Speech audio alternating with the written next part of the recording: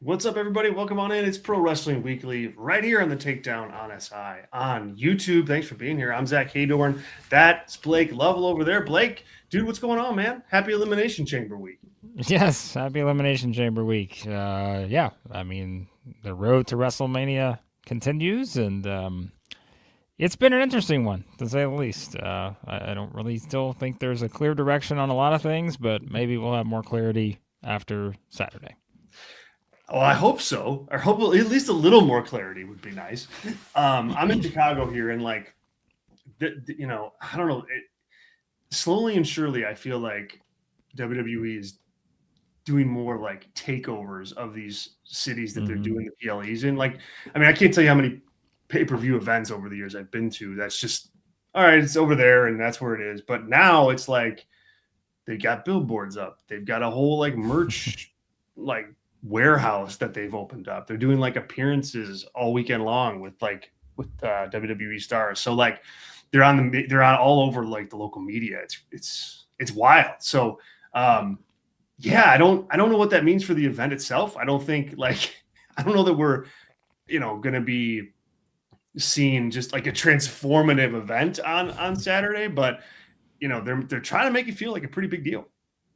Yeah, and I think that's where they have the CM Punk and AJ Lee effect, where it's just you can keep it pretty simple and just say, all right, we've got these two, and that's really all we need for this show. It is a big enough thing in Chicago. We're just having those two, in sort of, top positions. I think, you've got two title matches with both of them. I think that helps a lot. So, and then of course there's just the appeal of the chamber matches themselves, even though there may be some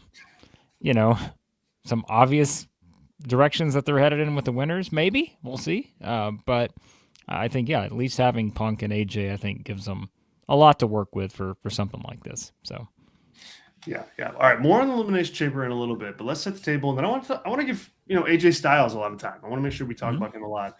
But this is Pro Wrestling Weekly. We're live with the show. It's our flagship live show right here on the Takedown on SI on YouTube every single Thursday, 12 Eastern, 11 Central. We talk with you, the news of the week. We talk about shows. We talk about Raw, SmackDown, AEW Dynamite, and everything in between, news nuggets, and of course, our special segment at the end, Name That Main Event. Can't forget about that.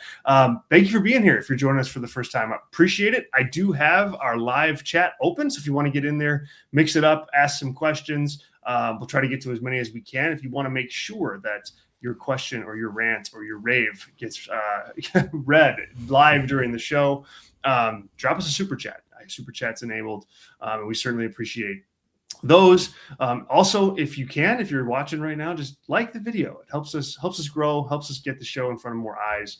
And make sure you're subscribed to the Takedown on SI on YouTube. We had a bunch of cool stuff drop on the channel in the last week. A big interview that John Alba did with Big E, where he talked a lot about his decision to retire and some other stuff about kind of the New Day angle. Really a really cool interview. If you haven't checked that out, check that out. I talked with Logan Paul, which was a really interesting interview.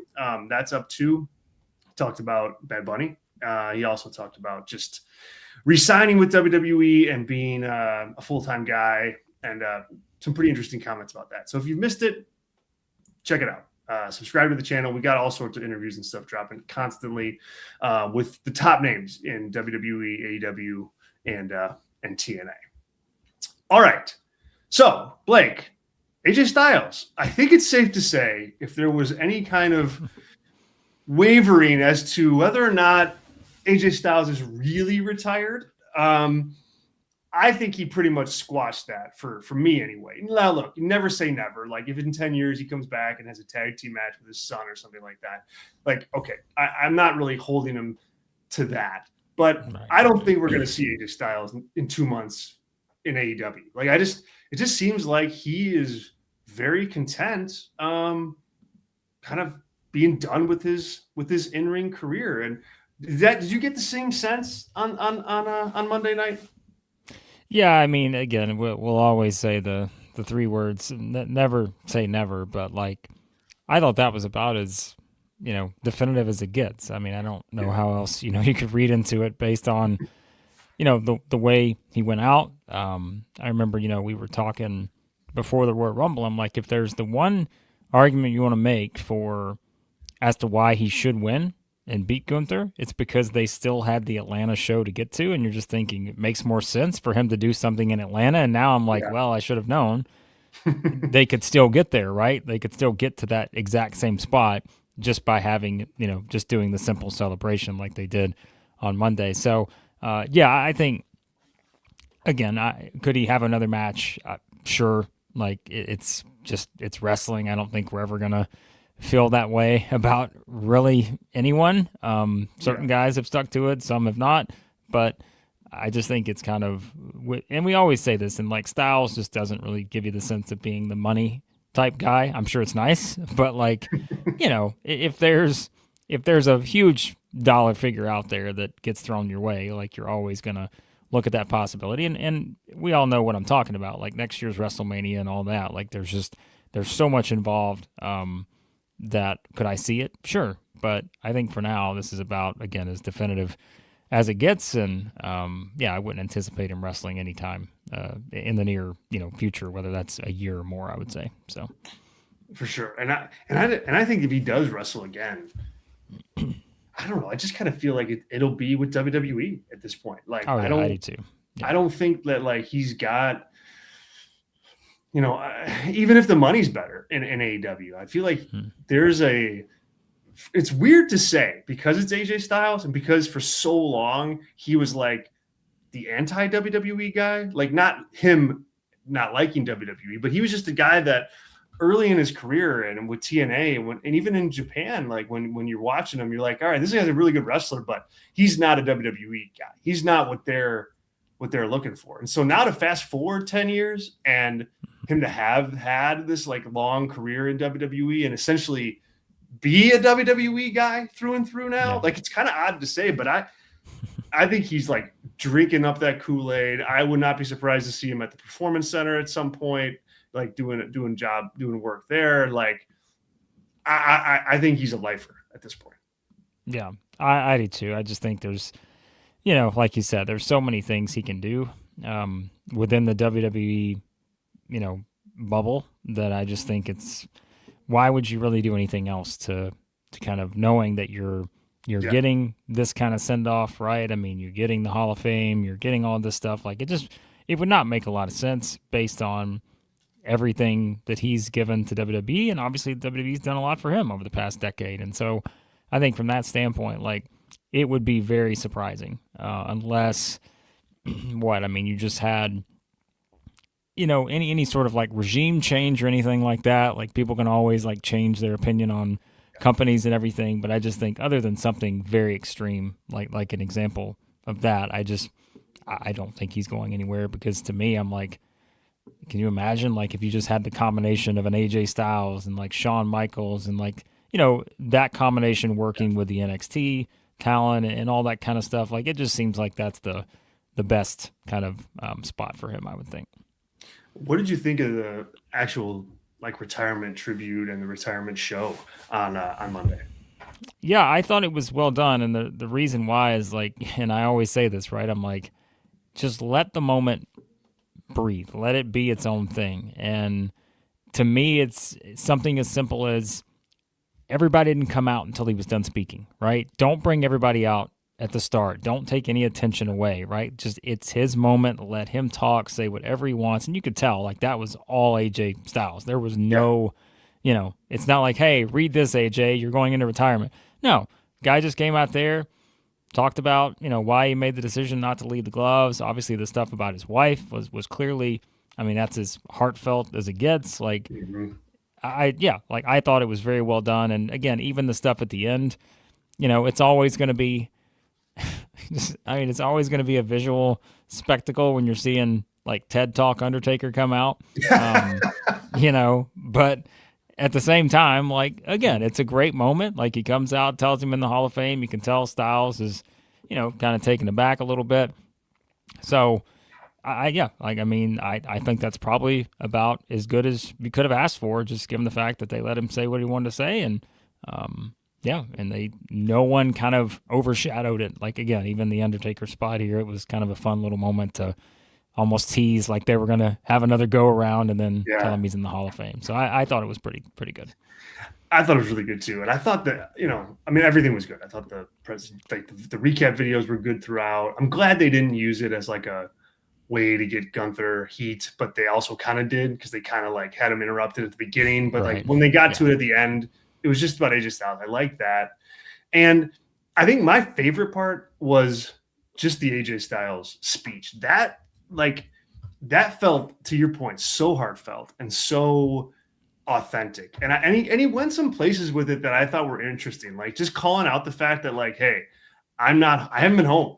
I haven't been home, Yeah. and like life happened, and you guys grew up, and I wasn't there, and I missed this and that. Like that's kind of like I don't know, like a dark underbelly of pro wrestling is like that element to it is why it's one of the reasons why it's a really really hard business. Maybe a little bit less so now, but certainly not when AJ was rolling and starting out. Yeah. So I thought it was cool to kind of like own that and address that, and it felt like it really mattered a lot to him to be coming home. That was probably my favorite part. Just you don't see AJ Styles like that very much. Like he's not known as like a mic guy, and boy, like that was like a home run promo if I've ever saw one. Yeah, and I mean, probably for people like us too, or like, you do think about the dad aspect of it all, and it's just like, it's real life. Like it is like that's the thing that it's so easy just to get caught up and breaking down this storyline or that storyline. But like I think about it too. If I'm the same thing, I'm like, can I just imagine being away that much and like just not getting to see the things that sometimes you just take for granted. Like it's just one of those, man, where it's just, that's always been the case. And obviously it's a little less so these days because the schedule's not as, demanding as it used to be, but it's still a very demanding schedule. It's not a normal type of, industry. And so I think, like that's also the part that brings out that real aspect. Like you're not trying to hide this kind of stuff. And so I think that's always good to have too, just kind of that context. So where do you put like AJ on the pantheon of like workers? Like how influential? I mean, he wasn't like a Steve Austin level star, but from an in-ring standpoint, I mean, a lot of what we see today, when you look at Seth Rollins or you look at Will Ospreay or you look at, even Swerve Strickland, Kenny Omega, like a lot of that style kind of stemmed from AJ back, in the early 2000s. He pioneered a lot of that stuff. And I also think like with him, I think what he was able to master, like from an in-ring standpoint, better than anybody, was like doing all of those like high flying, like fancy moves, but make it look like you're fighting, like not okay. You're not just flipping around and like dancing, but like the flip means something in terms of I need it to hurt my opponent. That is a touch that I think he really developed nicely early in his career and like, leveraged throughout. But where do you, how do you place AJ Styles in terms of just being an in-ring guy, and just how important was he to you and to the business? Well, I think I feel like there's not a lot of people out there that get to like own just like a certain section of something. Like you can say, well, these guys are among the greatest ever, but like, do they own like a certain area? And that's where I'm just like, for all the faults of TNA over the years, and just the thing will just never go away, right? I mean, still, like he owned a category, like the X division, I think, and just the impact like it had at the time, and knowing kind of what that eventually would lead to, and it's expanded beyond just calling it the X division now, but like that was. That was the phrasing, that was the name, and that was the highlight of TNA for so many years. And it's kind of the thing that put, him on the map, put plenty of other people on the map. And I just think it's like, it's one of those kind of things, right? Where it's just that style fits the way that, again, things would eventually become. Like he was kind of just the foundation of these things. And so I think that's probably what stands out the most, is just that he was able to take something that could have just been a simple, forgotten blip in time in wrestling, and he wound up making it something that just became such a phenomenon that, again, whether WWE was never going to call theirs the X division or anything, but like you just had that style become so much more present, and the same thing happened in so many other companies that, I mean, we probably could make the argument that is TNA's biggest success, and I don't mean just AJ Styles, but I mean just from pick one thing that is TNA's biggest success story. It's the combination of those two. It's AJ Styles and it's like the X division. I think I think eventually the Knockouts division was there kind of during the prime where you've got, Gail Kim and all those, but at the same time, I still believe like it's that, and the way that, what he won his first X division title in 2002. I mean, that's 24 years ago. And I'm just like, oh man, that's crazy. It's just wild, isn't it? But so Yeah. I think it's kind of that to me. That's how I'll kind of reflect on it, is just that he ushered in something that did kind of push things forward in a much different way, but also a way that has lasted, all this time. So, yeah.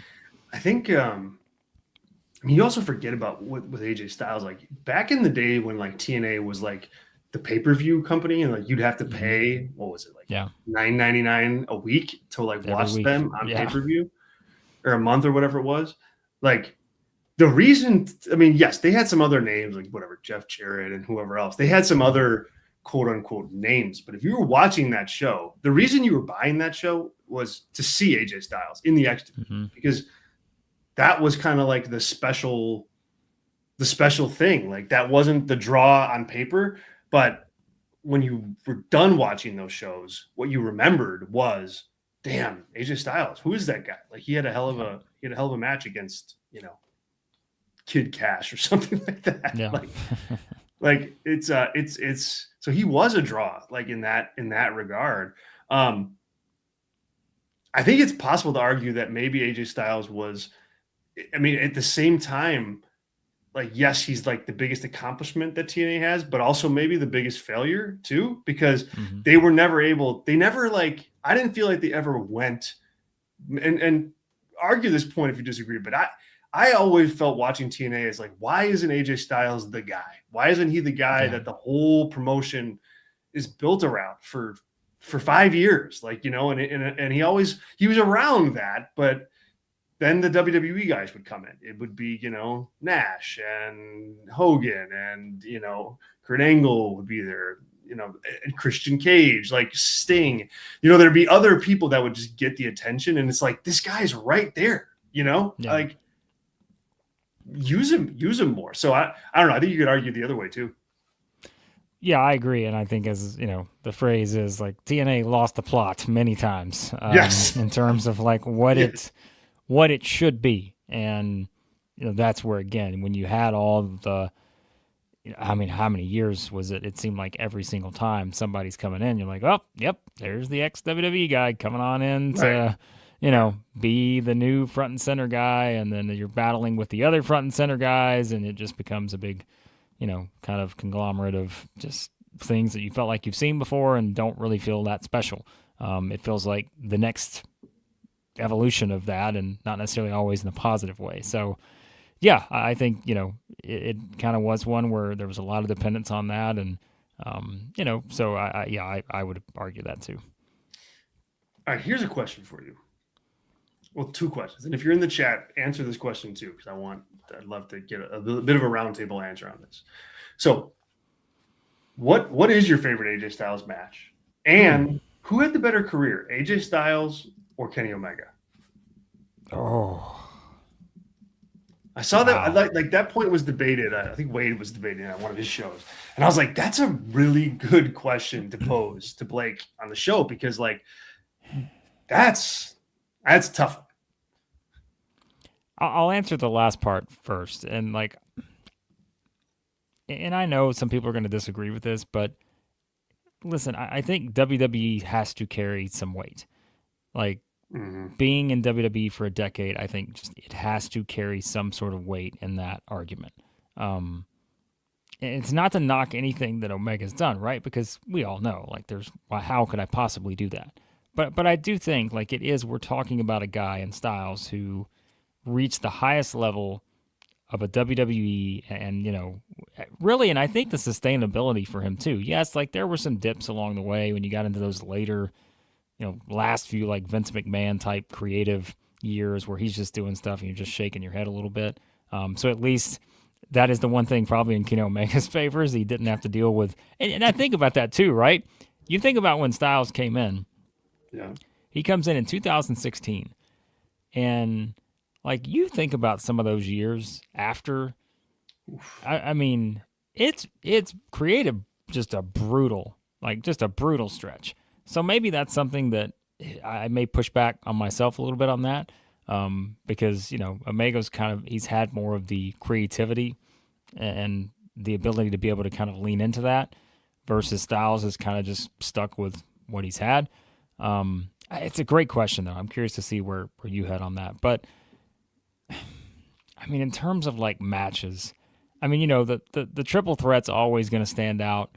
In TNA, that's going to be, I think, one that's always going to be at the top of pretty much everybody's list, I would think. I'm trying to think of like WWE based matches. Like that's the thing, is like some of it just runs together. Obviously, the one with Cena, honestly, like I think that's probably the one. Yeah, I was trying to remember if there was the close second, but I feel like that's probably the one that makes the most sense. It probably is. Like you could take your pick from a couple of the Cena matches, honestly, and it's got to be one of those. I just don't know if there was another match. I mean, the one he had with Roman, when was that? Was that 2016? Yeah, it was like right after. That was really good. Right after WrestleMania. Yeah. Yeah, that was really good. So I mean, it's probably one of the Cena matches, but I think that Roman match was really good too. And that was, gosh, that's been a decade. That's wild. That's so crazy. Yeah. I mean, it's crazy. And I think like those two matches, I think are different I mean, obviously the Unbreakable match, the triple threat, Samoa Joe, Christopher Daniels, and AJ Styles. Like that's a classic. That's a classic triple threat. If you haven't seen that, I'll try to figure out a way to find it and put it in the show notes. I'm not sure if it's out on YouTube. It probably is, but that's a must. That's a must see. My favorite is the Cena match at the Royal Rumble. I love that. I love that match because of they stay in the ring. I just think it's such a quirk, especially at that time. And it's still exciting. It's still packed with drama, and you really get to see AJ Styles like do his thing, like in that match. And the Roman match, though, to me, like I don't know if AJ Styles has the WWE career that he had if that Roman match doesn't happen. Like I feel like he proved a lot to Vince, really, about like, all right, yeah, I'm not just this little short guy, but I'm a guy that can get the best out of your best guy, or the guy that you want to be the best, and I can make him look like $1 million. And he did. And really the rest was history. He kind of like had the rocket on him, so to speak, after that, mainly. Mm-hmm. As far as Kenny Omega goes, I'm with you. I think it's AJ Styles, and you have to give the WWE factor some added points. It's the biggest company in the world, and he was at or near the top of it on multiple occasions as the world champion. Not to mention, like he just has had some good matches. Like I still remember the Boneyard match because it's true. Like, I mean, it's not something that I'll probably go back and watch again because it's so triggering of other things.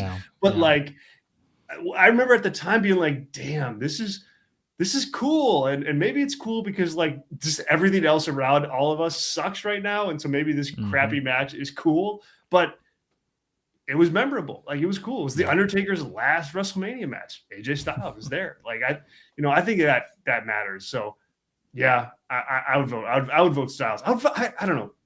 It's pretty definitive for me, actually. I think that's the thing, is like you have a lot of variety. You've been at the top of the biggest company in the world. And even if there were some dips along the way, I think that still carries a lot of weight. Who has the better, match list? Maybe it's Kenny Omega, but again, we're talking about best career versus best match list. Like, that's a different argument. And so, yeah, I think, and it's not like Styles wouldn't have a pretty long list as well of good ones Yeah, it's himself. not like he's So got it's bad like matches under his belt. that's the thing. Like it's not like Yeah. there's just a clear like 50 match separation or anything where No. one may win out of the other. Like he's just got so many good matches too. So if you're comparing it, I think I would give the nod to AJ Styles. But let us know in the chat your favorite AJ Styles moments, your favorite matches. Who's better, Kenny or AJ? Let us know. We'll try to get to some of those arguments a little bit later, hopefully. We are going to do a full Elimination Chamber preview on our pay-per-view preview post-show feed. Rick Chino is going to join us. Yep. That will drop tomorrow.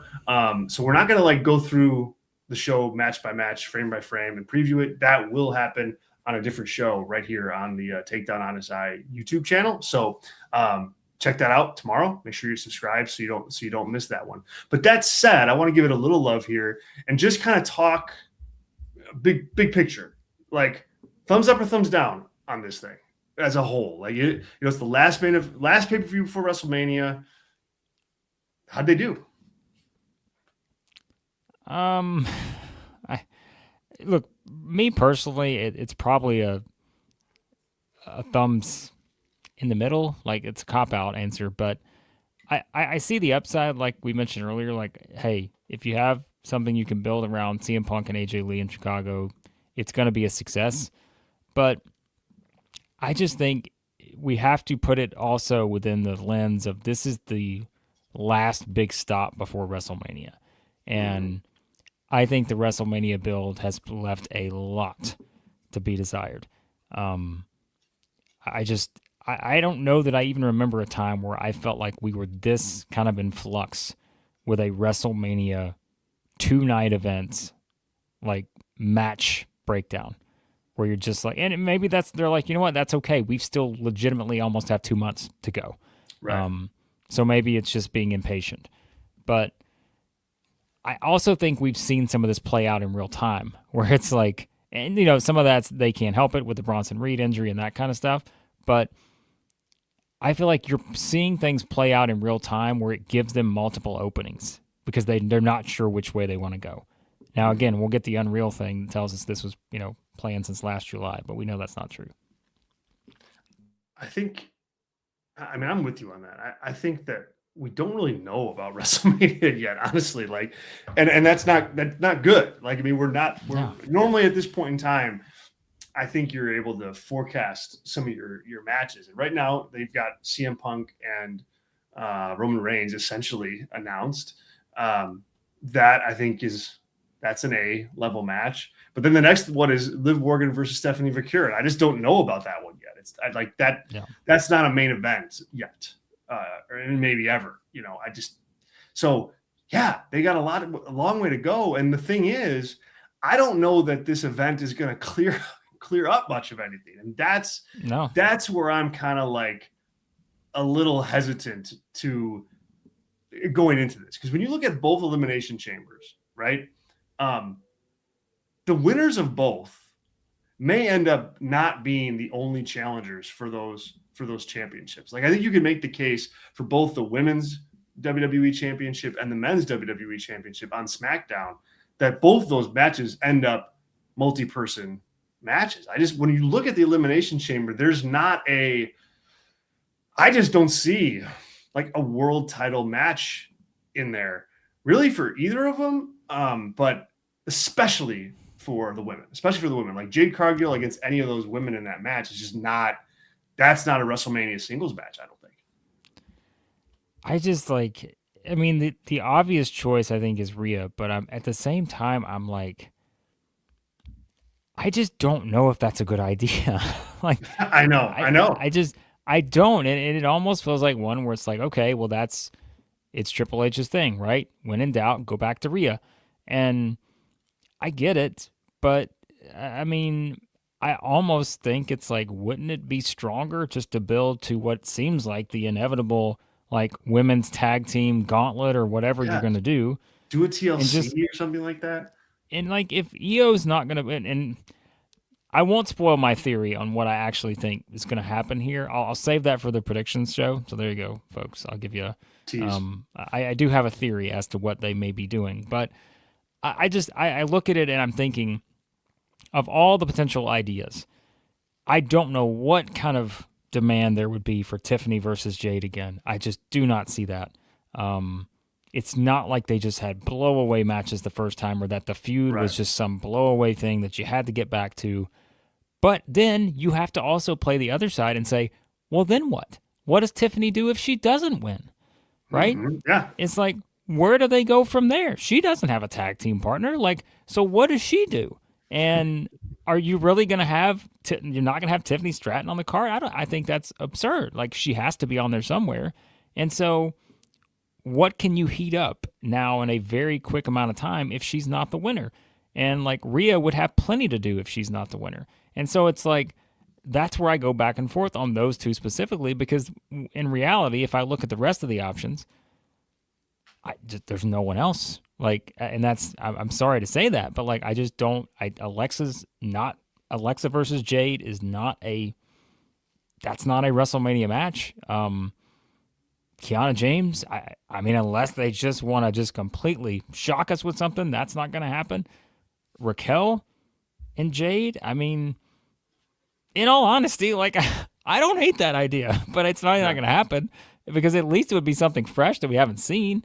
But like, there's just nothing, I think, that is tying all of this together to where everyone just feels like they're just thrown into this mix and there's no real direction for anyone coming out of it. And I mean, I don't know. So no, for sure. Like, to me, like, I thought with going into like this past week on SmackDown, I was like, okay, well, Charlotte's going to win this, because Charlotte and Jade, like, that's not a hot match for me. But when you take into account how the company feels about it, you could look at that and go, all right, yeah, they could certainly think that that's a WrestleMania level match. They've been teasing it for months. Like, you could go there with it. But now Charlotte's not even in the match. So it's like, okay, well, it's not going to be her. The Rhea thing is interesting, because I'm with you. Like, Rhea Ripley, this is why you don't put Rhea Ripley, this is why you don't tuck her away in the tag team division for a large portion of the last 12 months, because now you kind of need her, and she's not really available to you. Like, she's in this tag team thing. It would be weird, I think, to see her in a singles match for the world title at WrestleMania, just because so much of the year has been about her and Io as a team. Mm-hmm. And it feels to me like there should be a big women's tag team match at WrestleMania. And if she's not in that, then, you know, the validity of that goes way down. So I kind of hope they don't pull the trigger on that either. It doesn't seem like it's the right time for that. And you also, like, and I'm not saying it would be, but I think there would be chemistry questions about a Rhea versus Jade match. Like, I don't know why. Sure. I just am looking at that pairing, and I just don't know how that plays out. I mean, Rhea's, again, experienced and good enough to probably make it work, but that's the thing. Like, Jade she's made strides, but she's not had enough matches for us to be able to just sit back and say, well, this is a slam dunk guarantee. This feels like a huge match. Because she's not been featured enough, right? Like, what has she done outside of just having the inevitable stopgap sort of matches, right? Like, they just completely, Jordynne Grace just comes in and here's your chance to get off to a good start. She just gets beat clean right away. Like, it's like, all right, make sure we all know she's not going to be, a top level star right now.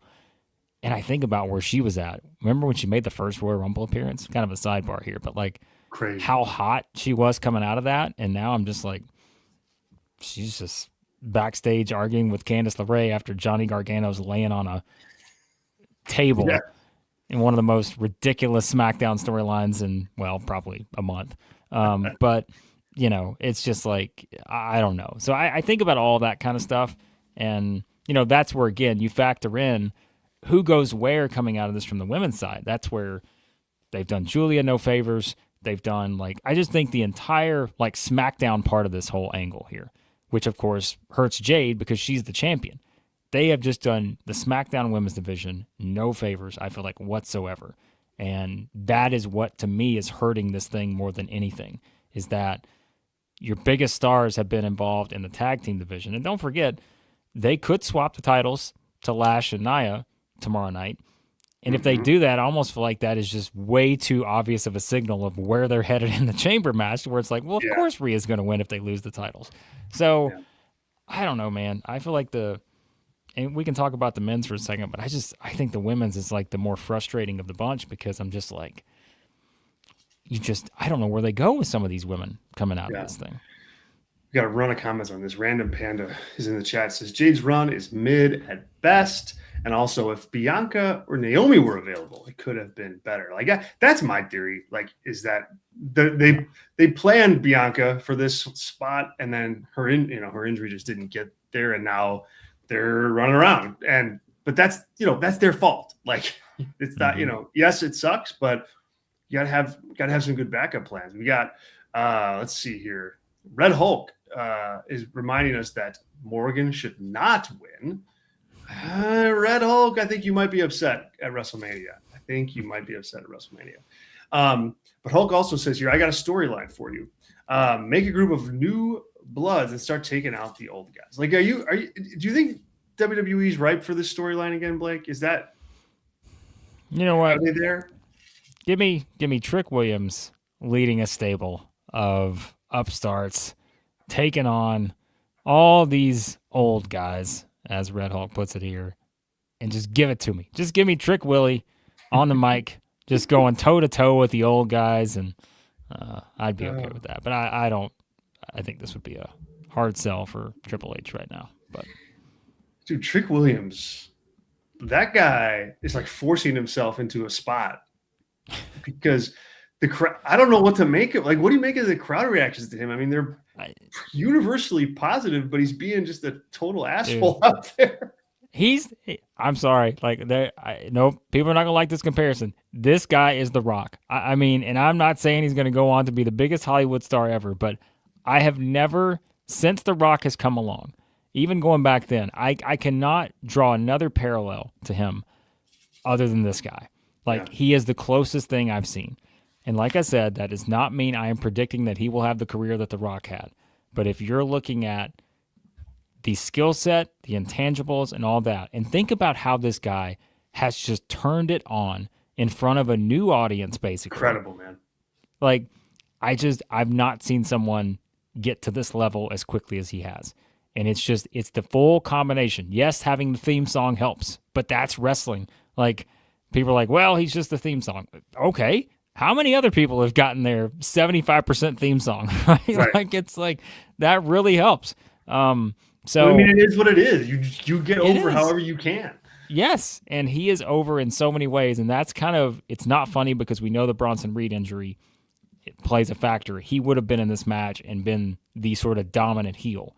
But Trick's the only heel in the men's match now, and he's probably going to be the most cheered guy in the entire thing, perhaps. Like, even above a Randy Orton or a Cody, I would not be shocked if Trick gets cheered to that level. So it's just, and that's where, again, if you're going to pull off these sort of, the new age type thing, if you're going to go with the new guys and all this other stuff, right? This is where you would say, all right, let's pull a rabbit out of the hat here. It's Trick Williams. He's going to win this thing, go to WrestleMania, or just push him to the moon. But you don't want to do that because it doesn't really make sense. You want to kind of give him that. The fans are already pushing him to a level to where that is going to keep at that. If you just keep him doing what he's doing right now, he's going to keep getting higher and higher in this picture. And that's where like a post-WrestleMania type run for him. I think, and we'll play this game at some point, but like if you had to predict by the end of the year if this guy's like a world champion, I mean, I'm not convinced I could say no, because I'm just thinking when I'm looking at the ascent and the rise that this guy's had, I'm thinking they may not have a choice by the time. I mean, can you imagine it being this way 6 months from now?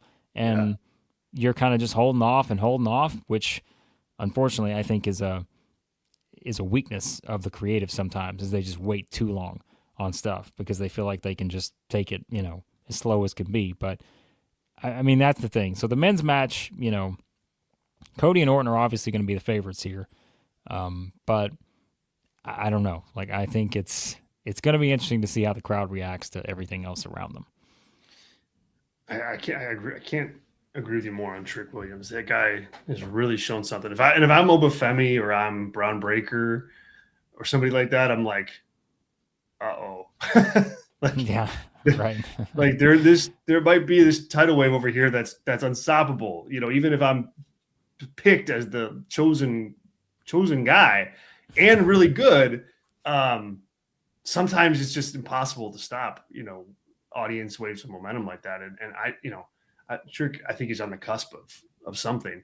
Yeah, as far as the men's match goes, like this is another one where I'm like, well, I think Cody Rhodes is going to have a strong showing here. I don't know if he's going to win. Not sure I'm ready to predict that yet, but I still think somehow, like the women's match, this won't be a definitive endpoint as to like who's going to wrestle Drew McIntyre at WrestleMania. Like I still think there's going to be more developments afterwards, either with Randy or with Jacob Fatu or with Trick or whoever. Mm-hmm.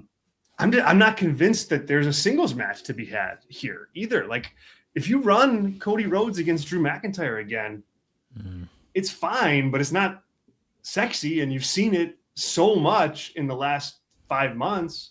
Like, you know, I don't know if you can get away with that, even if you do put like a Hell in a Cell stipulation on it or something. I think this entire setup here, whether Cody wins or loses, I think has done him absolutely no favors whatsoever. Yeah. I think they are setting him up for failure because I think either way you go, right? If he wins, it's Cody and Drew again. It's Cody and Drew, yeah. If he loses and then still gets in to the match somehow, great.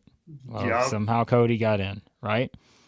I just think it's like, this does not do him any favors, and we know that last year, a large chunk of the year, did not do him any favors to the point to where it really hurt once they got back to like old Cody again after the whole Cena debacle. He's still, I think, reeling from that somewhat in terms of like the fan support and those kind of things. Like, again, legitimately, if you gave me a Cody Rhodes versus Trick Williams match one-on-one right now, there is no way we could definitively say that Cody would be the guy that's getting the cheers. I mean, right? Like, then that's the problem is, and that's just like, I think that's where they're at with Cody. And so unless you have a clear plan to eventually make that turn with Cody, which, you know, and I think Red Hulk here's talking too about sets up Orton versus Cody. Same situation. Orton versus Cody, and you're telling the crowd to pick which one they're going to cheer right now, I have a very good prediction on what that's going to be. Trouble. Yeah. They're going to cheer Orton because I think Cody's thing right now, and this is where I hope they have some sort of idea that they're working with on where they're going from here. But I think they put Cody in a bad spot, man. And I don't know how it's going to play out at Elimination Chamber, but I don't love either scenario for him, to be honest with you. I'm not in the camp of like, hey, we got to turn Cody heel. That has not been my take. Yeah. I'm like, he's one of your over baby faces, like of the last 20 years. Like that type of star doesn't grow on trees, as they know with Roman Reigns and John Cena for that matter. But for the first time on SmackDown this past week, when he had that little back and forth with Sami Zayn, I was like, oh man, like Sami Zayn looking to finish his story opposite like a heel Cody Rhodes, that could be some really good television. And again, I don't think you rush to turn Cody heel. However, you do there's a chemistry there, I think, that is pretty interesting. It's Daniel Bryan versus Triple H, a la 2014. Yep. Like that's exactly how you could angle it if you wanted to do it that way. Again, and you've got time in that scenario. It doesn't have to be now. It can be a year from now. But yeah, that's the thing. Like, and that's like, I'm not advocating that they have to turn him right now, but my problem is that you're almost maybe eventually getting to a point to where the crowd's going to do it for you. They're going to do it for you. Yeah, exactly. You know, sure. and I don't think, I'm not saying it's going to be in a month or two, but I just don't love where he's at right now. And that's where, again, I just don't know how many people are claiming for Cody versus Drew again. I don't see that. And so how do you then, like you said, work your way into one of these multi-man matches in any sequence? I don't think Cody is the person coming out of that in a good spot. But and what if he wins? And what if he wins the title at WrestleMania? How's that good reaction going to go? Like, I think that's another thing. Yeah. So yeah. We'll talk more about Elimination Chamber on our Elimination Chamber preview show, which is going to drop tomorrow right here on the Takedown on SI YouTube channel. I'll be there. Blake will be there. Ricky Chino will be there, and we will preview the big pay-per-view this weekend, or PLE this weekend, match by match, predictions, analysis, everything. Don't miss that. It'll drop tomorrow right here on the Takedown on SI. Make sure you subscribe if you haven't done so already. All right, let's pivot to AEW for a little bit. As we march down the road to wrapping up here, the big angle last week was, or one of the big angles was setting up MJF against Adam Page in some kind of stipulation match. And I talked about last week just how confusing like the whole setup was. So much so that I think that like they had this segment this week because it was so just botched from a, organization standpoint about like what the hell is going on with this match. Last night they got there. They got where they wanted to go. It's Texas Death. It's MJF. It's Adam Page. It's for the world title at Revolution. If Page loses, he will not challenge for the heavyweight championship again. Did they land the plane, you think? Did they get like successfully or with limited damage? Like how do you feel about how they corrected last week with this week, and what do you think about the Texas Death stipulation? Yeah, no, I think it was much better, much more straightforward, which we needed some of that, I think, coming out of our discussion last week. I think we had mentioned this too. Once you bring that up, like, you have to do it. Like, you can't just put the Texas Death stipulation back in the bag, right? You can't just say, all right. Right. Yeah. We bring out the most, notable stipulation maybe we have, and we're just going to take it away from you. Like, that's just anticlimactic. So we knew they had to do that, and we were even probably debating, is there something that could top it? But I just don't know how, because that's been presented as, like, the Hangman thing. Yeah, and so you kind of had to go that route. Yeah, I thought the execution was much better. I mean, I thought it was a pretty good segment, and it at least got it where it needed to go, and I thought that was probably the biggest takeaway. Now, it does set up some intrigue, right, with the whole way they've added this stipulation in on both sides. Like, I think it's I'll say this, Zach. They have to they are doing this for a reason. They have to have an idea of exactly what they want to do with this whole never challenging again. And so weird, man. They have to have learned from the last time around. Otherwise, I do think that is something that Tony Khan is very aware of, right? We always say it, like, he is aware of any backlash to anything. And he knows what the backlash was when they ran this with Cody the first time around. And so they have to know where this is going, whether it's 6 months from now, a year from now. That's how they think. And so I will give them credit that they are deciding to do this knowing how much backlash and how much of the reaction you got when this was brought up. So I will say that I at least have some confidence that they know where they're headed. Will it be easy to pull off? I don't know. But there's a reason they're doing this, and I just have not figured out what it is outside of just a potential obvious Hangman turns heel at some point and you go back on the stipulation, or somehow Swerve is involved in this whole dynamic, and it's just like something plays out this way. But, man, they got to get this one right. So I know they got to. Yeah, they got to get this. I mean, you said it, man. They got to get this one right. It's risky. I mean, it's risky, regardless of what I mean, yes, you have to assume they have something in mind, but it's wrestling. One person gets injured at the wrong time, and now you don't have anything in mind. So it's like, it's risky. We still have few more weeks of build before we get to the match, and so we'll obviously talk more about that as it goes and pick winners and stuff as it goes. But as Atlas Fear said here, they scraped up the parts from the obviously crashed plane from last week and reassembled it on the runway. That's a good analogy. I think it's a good analogy. I don't know why you just can't announce Texas death matches anymore. Like, hey, like this is going to be the last one. Like, we're doing it like this, and like, why do you need the 2-week story arc about it? Yeah.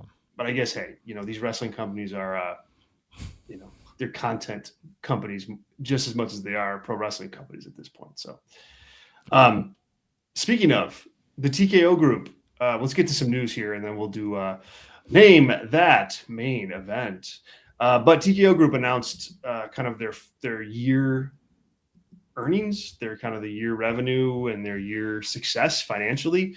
WWE up big again in total revenue, up $330 million to well over $1 billion.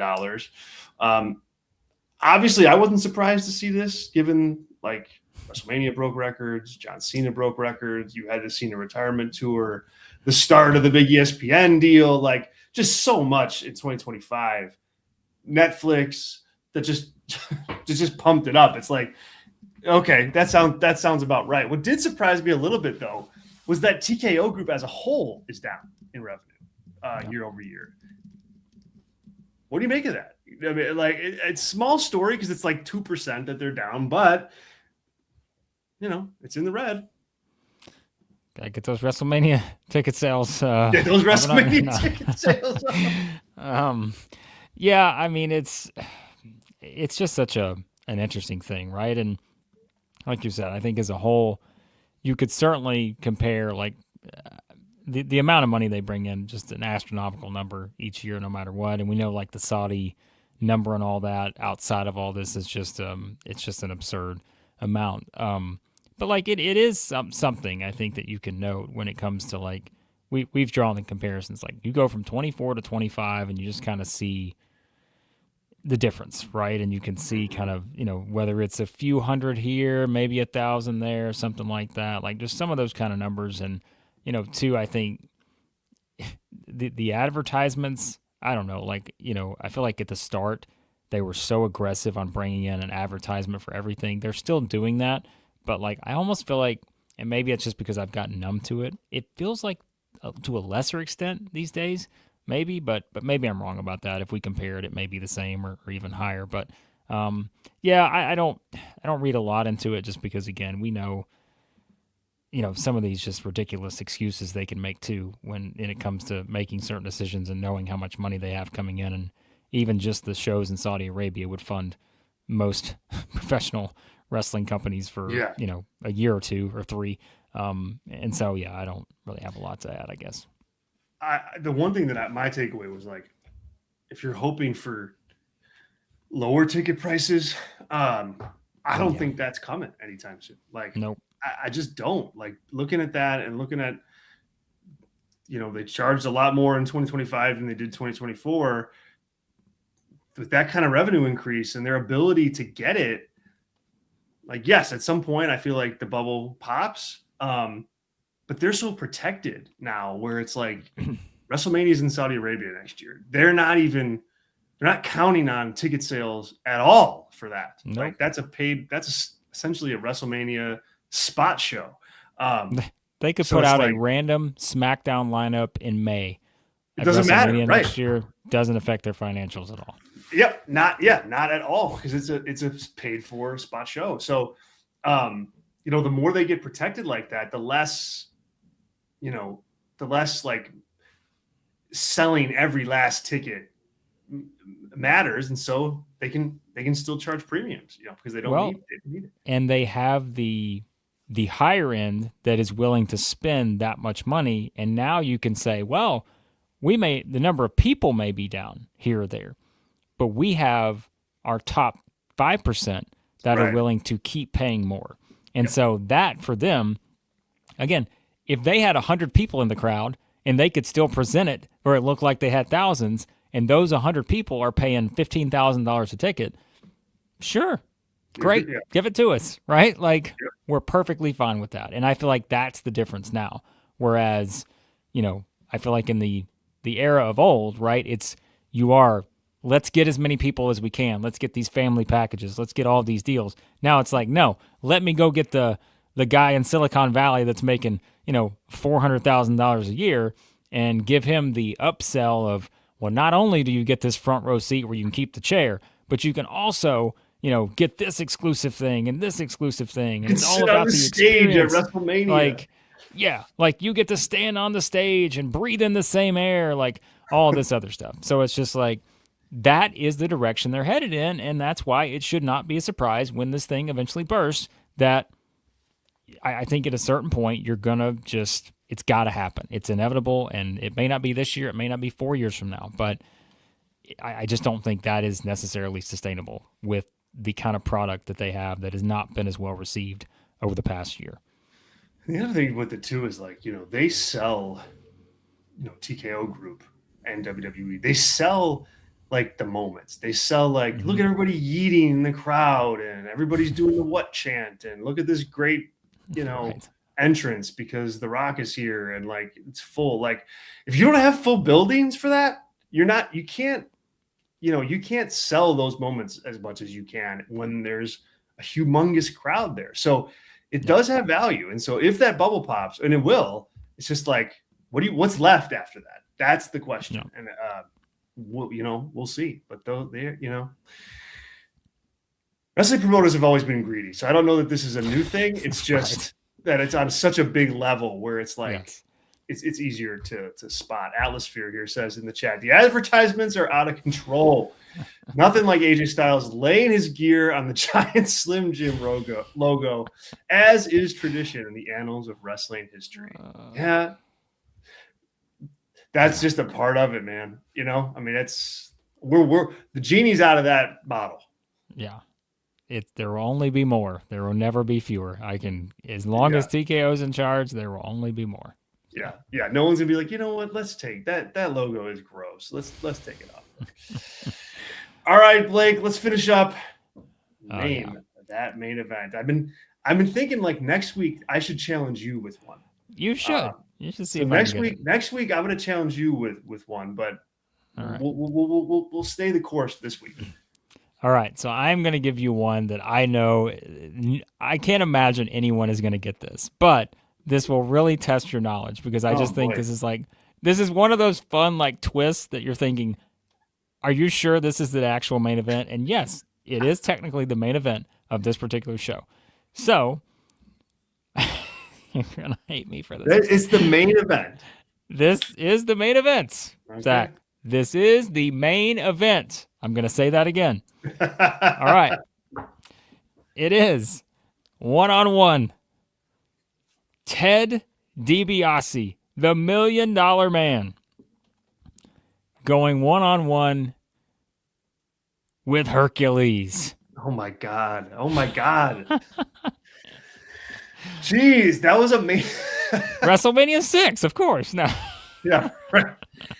Oh, man. I'm going to say, Hercules. So I'm going to say 1989. And I'll say, I would not have known that, and I would not have guessed this, but because you said it, I'll say it. Saturday night's main event.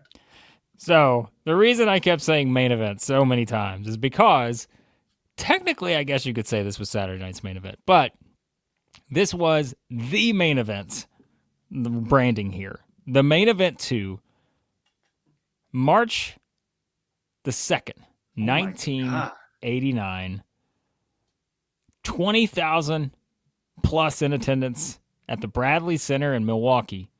With a 11.6 TV rating on NBC. 11.6. TKO, if you ever think you're getting back to that, it ain't happening. Wow. This was one of only 2 matches for this particular show at the main events that night, because the reason I brought this up, because I've been back into this storyline. Every time I try to get out, it drags me right back in. This was the show that featured Hulk Hogan and Randy Savage against the Twin Towers. And this was, of course, where we had the dramatic, just unbelievable. Again, I told you several weeks ago, I'm like, I still think it's the best storyline in WWE/F history. I've gone back through this whole phase here over the past couple of weeks of watching this stuff from like 88 and 89. I can't even push back on my own argument. I think it's the best. And just the little bitty tiny things that they planted along the way to get you to this point, it was just tremendous. So, I mean, yeah. So is this like, I'm trying to, I obviously I know the event, but like, was this in the era where they would like do the main event first? Yes. Because like more people were watching earlier in the show rather than later. Because it's like, like they certainly weren't selling Hercules against Ted DiBiase as like the lead match, right? Like it was definitely the Mega Powers. So because you're doing it on NBC, you want to capture the audience right off the bat. And what they did, like, I mean, literally from the word go, they were doing a video package giving you every little plot point that had happened to get us to the Mega Powers versus the Twin Towers. And they started off with that. Gene interviews Slick and Akeem and all that. And we're right into it. Like, it's just, we're getting right into the match because you want to hook people. And I mean, because of the amount of time that this entire thing took up, right? I mean, the match was long, but then, you have kind of just everything where you come out knowing there's still something there. And of course, it's just chaos. And the way they sold it, and you had to do 2 matches and you had 11.6 million people watching. That's amazing. That really is amazing. I mean, holy cow! There's no way I would have got that. Not a chance. Yeah. Not a chance. No. All right, there you have it, folks. Name that main event. We do it every week right here on Pro Wrestling Weekly. Make sure you don't miss it. Thank you, everybody, for joining us. Again, we will have a full Elimination Chamber review and preview up tomorrow. Not a review, but a preview tomorrow right here on the Takedown on SI on YouTube. We'll go through every match, preview every match like we always do. You'll be able to watch that here in probably around 24 hours. But thank you, everybody who joined us today. We really appreciate you being here. Atlasphere, Random Panda, Red Hulk, and others. Thanks so much for your contributions in the live chat. We're here every week, 12 Eastern, right here on the Takedown on SI on YouTube. And we'll be back next week. Pro Wrestling Weekly. Signing off. I'm Zach. That's Blake over there. We'll see you later, guys.